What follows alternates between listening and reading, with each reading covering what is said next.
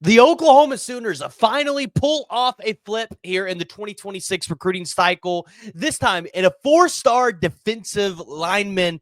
And this one, everybody is going to be familiar with. It's somebody that we've talked about on the podcast quite a bit, somebody that we've had on the podcast. So before we jump into it, before we dive into it, I want to hear from y'all. I asked you guys in the poll the other day what you guys thought, but jump in the comments. Let me know what you guys think about the flip of James Carrington. If you guys are new to the channel, make sure you guys hit that like, hit the subscribe button. We're back from vacation, so hopefully we've got some quality content coming out over the next couple of weeks because football season is just 2 weeks around the corner, and it's completely free to you to sub, and you'll be brought up to speed with everything in recruiting and what's going on with the team. But let's talk about it. The four-star defensive lineman, James Carrington, has, I guess we can technically say it's a flip. It wasn't like I decommitted from Florida State and immediately committed to Oklahoma in the aftermath. It took a couple days to make it happen.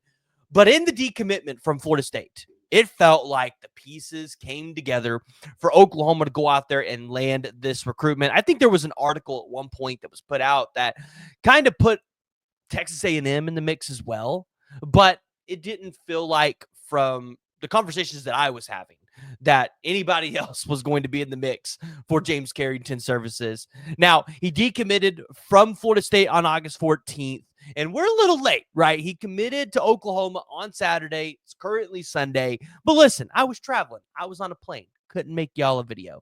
So James Carrington, right now, coming in at 6'3", 270 pounds. I know 247 on 3, have him listed at like 6'2", 250-ish. He has put on some weight, which was part of the reason why I think Oklahoma really circled back around here. But right now, coming in as a composite 3-star, ESPN has him rated as a 4-star. And I do think that, as the season goes back on, you're going to see James Carrington rise through the rankings once again. The thing is with some of these kids, if they don't camp during the year, they do fall in the rankings. But when they have their senior seasons come up, that's when you'll see them make a jump again. So no doubt in my mind, James Carrington is going to be a 4-star. There was a lot of belief that James Carrington reclassified. I vaguely remember something of that sort, but I can't speak to it 100% of terms. So if he did reclassify, you understand why he's not a 5-star kid anymore, because when you transfer from one year to another, you're usually behind some of the physical traits and athletic abilities of some of those other kids. And so, a lot of the times it's hard to carry over those 5 stars. But regardless, Carrington was a guy that was wanted by quite a few schools all over the country. And again, we always tell you, when you're looking at a kid and you want to understand how good he is, look at the offer sheet. Look at who wanted him, who was in on the kid. Obviously, Florida State was there.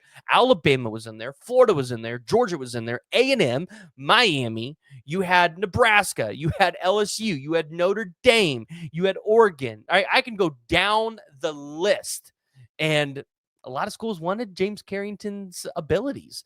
Now, this puts Oklahoma right now as the number 24th class with 17 commits at a 223.85 composite score. So James Carrington coming over to the good guys. Finally, this has just been a long commitment in the waiting.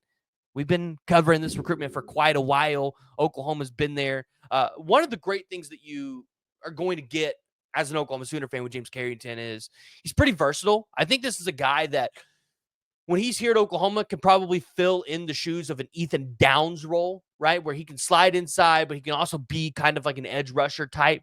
So that's kind of where I can see James Carrington. Obviously, he can get to campus and he can put on a little bit more weight. But overall, you see James Carrington coming in with 33 tackles last year, 38 QB hurries, 15 sacks, 2 forced fumbles in just 9 games. That's pretty damn good. And if you're Oklahoma, you need a guy that could produce like that. Now, the question is, right, you've got another defensive lineman. You really probably wanted 3 to 4 in this class. You're probably not going to get 4. That's a little bit of a stretch unless you just go out there and go 12-0 and somebody wants to flip to you because all of a sudden the narrative that Brent Venables isn't going to be here is completely thrown out the door. And I think 12-0 is really the only way that you can flip any of those elite targets, which is all I think they take at this point. What else is Oklahoma looking at? So you got T-Ron Richardson on August 26th. I do believe that one goes Oklahoma's way. That is the 3-star defensive lineman out of Hopewell, Virginia. That'll give you 3. The fourth commitment, I think, is going to come in the portal, right? I think Oklahoma's going to go find themselves a super strong rotational player in the portal or a starter in the portal. And then maybe, like I said, if Oklahoma just has some magical season, you see like one of these top, 5 or 6 defensive linemen maybe want to take another look and peek at Oklahoma at that point. I just don't think that that's likely, though. But if you land T-Ron Richardson, you flip Jacob Curry, who's been another flip target that we've talked about quite a bit. Jacob Curry is currently committed to Northwestern. Or you look at a Braden Allen, the 3-star wide receiver that's currently committed to Tulane. If you do all those guys, it's Oklahoma at 21 commits with a 233.76 composite score. Now, that would put Oklahoma at number 19, right behind Washington, and it would give you 21 commits in this class. Pretty solid class in terms of commit numbers.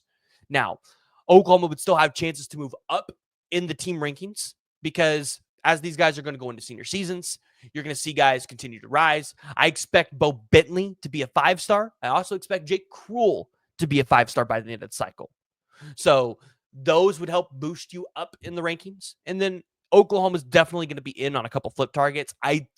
Although Braden Allen is really the only guy we're talking about in terms of flip targets for wide receiver, there are guys that are going to be on campus during the regular season that are committed to other schools right now. So Oklahoma is still going to be pursuing somebody else. Really narrowing down who that's going to be, I think, is the tricky part at the current moment in time. I think there's 4 or 5 guys that Oklahoma realistically could go at the wide receiver position. And so a Jordan Clay comes to mind, right? If Baylor does not have a great season and Aranda maybe is fired by midseason, if he's out, Oklahoma could circle back around there. They finished second in that race for Jordan Clay. Maybe they can get him on board. And then if you have 3 wide receivers committed in this class, maybe you feel a little bit better about it going forward. And then you only have to go take maybe 1 or 2 guys out of the transfer portal. And that's kind of where Oklahoma's at. The 4-star defensive lineman commit, James Carrington, is huge. It's big. Great commit for Oklahoma. And that's a guy that's going to continue to rise through the rankings as he heads into the senior season and as the season goes on for Oklahoma and they start to win more football games. That's what we've talked about all year long. Oklahoma wins football games. They're going to flip guys. They're going to have a good class. We just have to be a little bit more patient. We have to let that happen, right? We have to let that play out. So I want to hear from y'all. Join the discussion. Jump in the comments below. Let me know what you guys' thoughts about the technicality flip of James Carrington from Florida State to Oklahoma. If you are new to the channel, make sure you guys hit that like and hit that subscribe button. Hey, we'll get that announcement for the card out tomorrow. Just keep your guys eyes peeled for that. We'll see you all next time.